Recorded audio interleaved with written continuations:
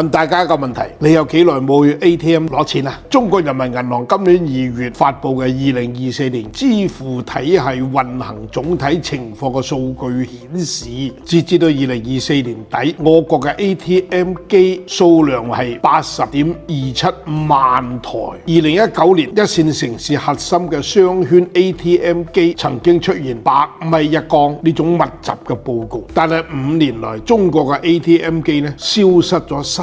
萬台，一年嚟有超過50間銀行宣布關閉無卡存款、無卡取款、數碼存取款等等業務，甚至有啲00後表示MTN 機係咩嚟㗎？我都未用過嘅。好多人可能並冇太在意呢個變化，畢竟咧我哋而家用手機俾錢習慣太普遍，已經好少有人話咪住等我出去撳下機先。講實話，我自己而家都好多年冇佢 ATM 機去攞錢啦，用現金嘅次數真係屈指可數，用得最多過年嗰陣咧，包下呢個利是啦，移動支付時代啦，喺超市、菜市場甚至路邊嗰啲攤檔，一個二維碼就搞掂一切啦。ATM 機鋪晒塵，真正大額嘅現金提取，大家就會選擇去櫃台真人同我講嘢嗰個啦。我估計或者未來 ATM 機就好似而家啲電話亭咁啊，成為城市中只有嗰個年代嘅人先至知道，